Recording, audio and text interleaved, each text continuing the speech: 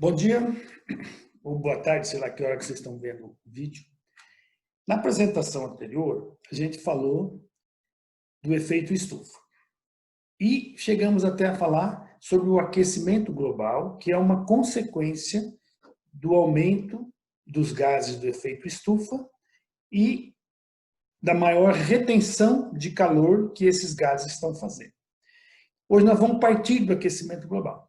Então, o aquecimento global é simplesmente o aumento da temperatura média da Terra, que era 14 graus e agora está bem pertinho de 15. A gente olhando assim, um aumento de 14 para 15, parece que não dá nenhum grande efeito, porque ninguém morre ou ninguém sofre em casa. Se a temperatura tiver 35 ou 34, ou 29 ou 28, não muda muita coisa, mas acontece que muda na Terra. Então, o que o aquecimento global já provocou? Sem dúvida. O aquecimento global está fazendo com que o gelo que existe por aí no mundo inteiro se derreta. Então, alguns lugares que eram cobertos de gelo, algumas estações de esqui, alguns lugares que tinham neve, hoje não tem mais. Obviamente, todo degelo provoca de cara duas coisas que são ruins. Primeiro é que aumenta o nível do mar, porque a água que estava na forma de gelo, concentrada em algum lugar do mundo, ela derrete, vai para o mar e se esparrama pelo mundo, vai para todos os oceanos que estiverem perto. Um outro problema é que você derretendo o gelo em áreas grandes, você aumenta a retenção de calor na Terra. Porque se a gente pensar no Sol e como é que ele se relaciona com a Terra, nós vamos ver o seguinte. Primeira relação, entre o Sol e a Terra tem a atmosfera. A troposfera, que é onde a gente mora, a estratosfera, que é a parte de cima, onde tem os gases do efeito estufa, a camada de ozônio, etc.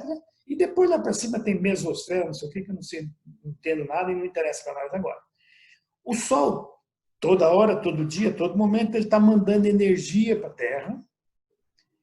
Ele manda algumas radiações, que nem aquela ultravioleta tipo A e tipo B, sendo que a tipo B o ozônio filtra, então isso aí, digamos, está mais ou menos consertado. E o restante, o calor que vem para a Terra, ele tem, digamos, destinos diferentes. Uma parte desse calor bate nas nuvens e é refletido de volta para o espaço. Então ele não chega aqui.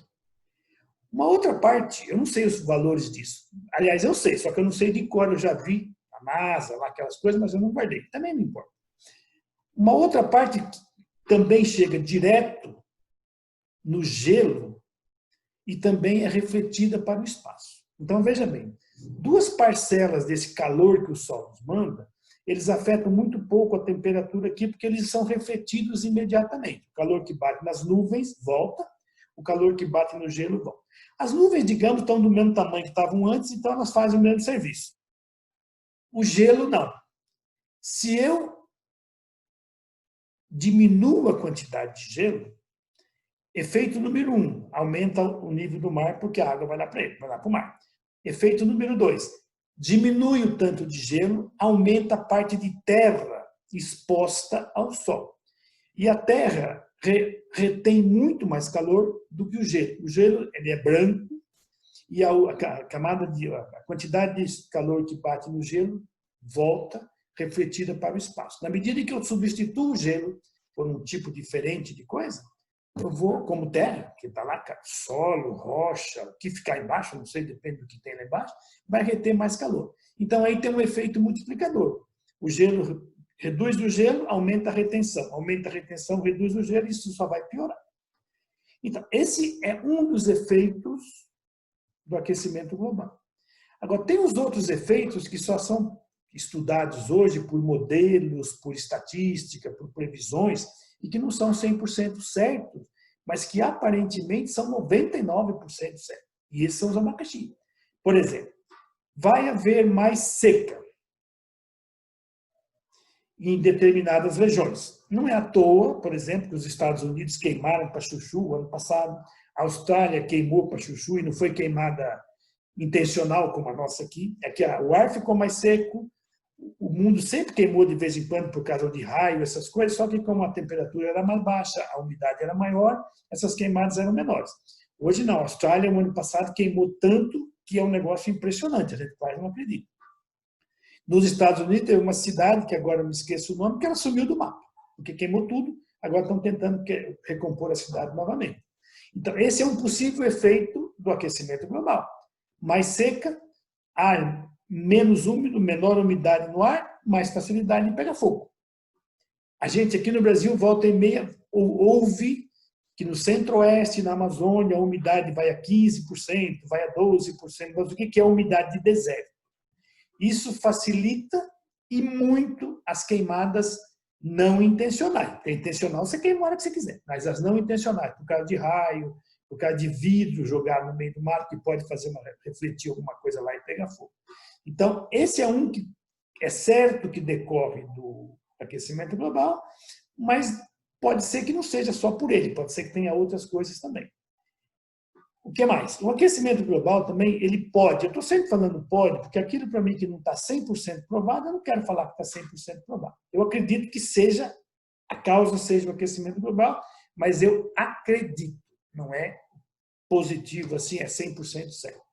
O aquecimento global, segundo cientistas, que são bons, muito melhores do que nós nessa área, eles afirmam que os eventos assim extremos serão acentuados. O que quer dizer isso?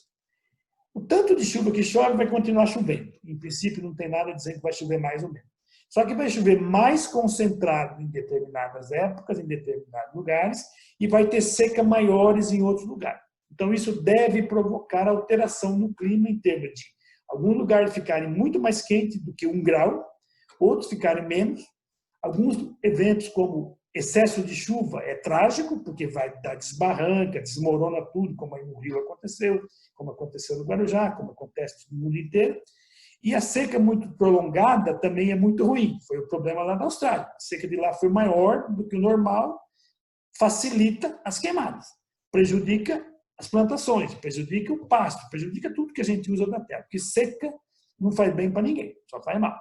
Então, esses eventos extremos do tipo aumento de chuva, aumento de seca, isso aí vai piorar. Vai ter mais chuva e mais seca, em determinado lugar, em determinado período do ano, etc. O que mais?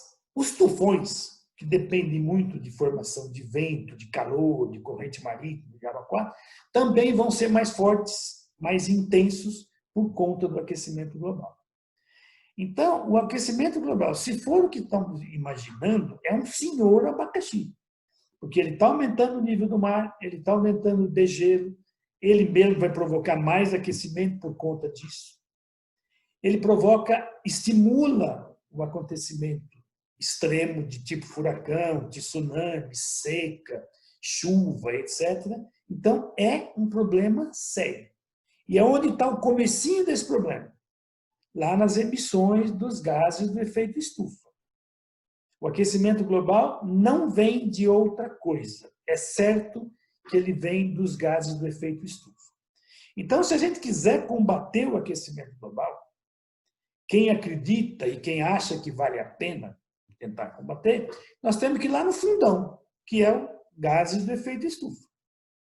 O aquecimento global nós não podemos mexer. Tem uns loucos que podem mexer no termômetro. Tem cara que não acredita no INPE, não acredita na NASA.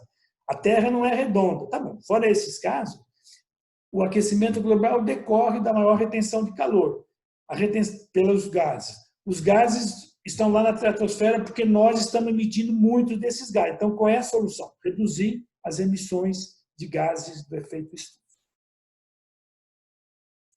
E é isso que nós vamos fazer no próximo vídeo.